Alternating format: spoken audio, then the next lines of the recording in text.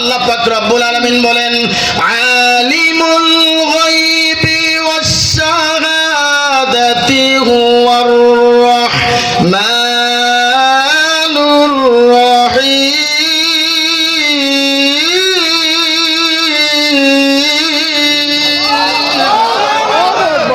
আল্লাহ পাক ছাড়া দুনিয়ার কেউ গায়েবের খবর জানে না। হ্যাঁ জানে, যদি আল্লাহ পাক জানাই তো জানে, কথা হয় না?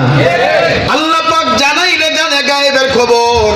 কিন্তু মুসা আলাইহিস সালাতু ওয়াস সালাম যখন এই কল্পনা জল্পনা শুরু হয়ে গেল, আল্লাহর নবী হযরত মুসা আলাইহিস সালাতু ওয়াস সালাম দাঁড়িয়ে আছে, তার সময় একটা লাঠি দেখতেন, এই লাঠি দিয়া কখনো ছাগলের পাতা পেরে দিতেন, আবার এই লাঠি দিয়া যখন ফিরাউনের সামনে ফেলতেন সাপ হইয়া সব জাদুকরের সাপ খেয়ে ফেলতো।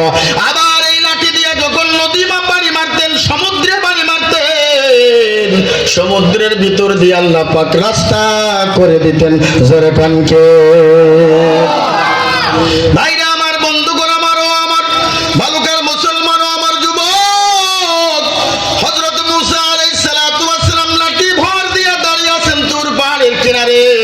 আল্লাহ পাক রব্বুল আলামিন মুসা নবীকে ডাক দিয়ে বলে, মুসা তোমার সামনে কি আছে? বলে একটা পাথর। বলে পাথরের উপরে বাড়ি মারো। মুসা আলাইহিস সালাতু ওয়াস সালাম যখন পাথরের উপরে বাড়ি মারলেন, দেখেন ওই পাথরের পেটে আর একটা পাথর। এইবার মুসা আলাইহিস সালাতু ওয়াস সালাম, আল্লাহ পাক রব্বুল আলামিন বলেন, ও মুসা তোমার পাথরের ভিতরে যে আরেকটা পাথর, ওই পাথরের উপরে বাড়ি মারো। মুসা আলাইহিস সালাতু ওয়াস সালাম ওই পাথরের উপর আবার বাড়ি মারলেন, দেখো ওই পাথরের পেট থেকে আরেকটা পাথর বের হয়ে গেল। মুসা আলাইহিস সালাতু ওয়াস সালাম চিন্তায় পড়ে গেছে, হায় হায়। আল্লাহ পাক রব্বুল আলামিন বলেন, মুসা যে পাথরটা দেখতেছ ওই পাথরের উপর আবার বাড়ি মারো। মুসা আলাইহিস সালাতু ওয়াস সালাম ওই পাথরের উপর আবার বাড়ি মারলেন। তৃতীয়বার বাড়ি মারার পরে দেখে ওই পাথরের ভিতরে একটা বালাখানা তৈরি করে রেখেছে আল্লাহ। মুসা আলাইহিস সালাতু ওয়াস সালাম ওই বালাখানা থেকে আশ্চর্য হয়ে গেলেন। মুসা আলাইহিস সালাতু ওয়াস সালাম দেখো ওই বালাখানার ভিতরে একটা পিপিলিকা।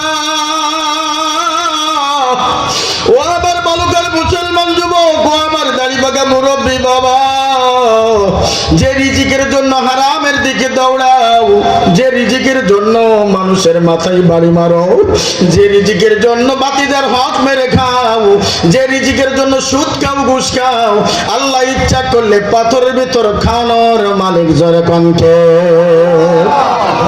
মুসা আলাইহিস সালাতু ওয়াস সালাম দেখলেন বালাখানার ভিতরে ছোট্ট একটা পিঁপড়া। ওই পিঁপড়ার সামনে দেখলে তাজা তাজা ঘাস। হযরত মুসা আলাইহিস সালাতু ওয়াস সালাম বাজান আরো আশ্চর্য হয়ে গেলেন। আল্লাহ পাক রব্বুল আলামিন বললেন, মুসা শোনো শোনো শোনো শোনো, আরো আশ্চর্য ঘটনা সামনে আছে। হযরত মুসা আলাইহিস সালাতু ওয়াস সালাম চোখের পানি ছেড়ে ছেড়ে কান্দে, রব আপনি তো হায়াতের মালিক, আপনি তো মৌতের মালিক। এমন মৌত হইতে পারে আমাদের জন্য আজরাইল প্যান্ডেলের পিছনে দাঁড়ায় আছে। আমার দোস্ত মুফতি মুস্তাকিম বিল্লাহ সিরাজি কিছুক্ষণ আগে একটা কথা বলেছে, আমাদের একজন দাওয়াত দেশে, সে আর বাঁচিয়া না। ও বাজান, ও আমার যুবক, প্রত্যেকদিন যুবকের অ্যাক্সিডেন্টের খবর শুনি, প্রত্যেকদিন বাবার খবর শুনি, প্রত্যেকদিন দাড়িপাকা মুরব্বীর মৃত্যুর খবর শুনি। কার কখন মৌত হবে কেউ জানে না, কেউ জানে না। একমাত্র মৌতের খবর জোরে বলেন কে জানে? বাজান হিসাব করিয়া মাওলার কবরে যাও, নাফরমান হইয়া মাওলার কবরে যাইও না, বেনামাজি অবস্থায় মাওলার কবরে যাইও না। মুমিন যখন হইয়া মাওলার কবরে যাবা, ওয়াল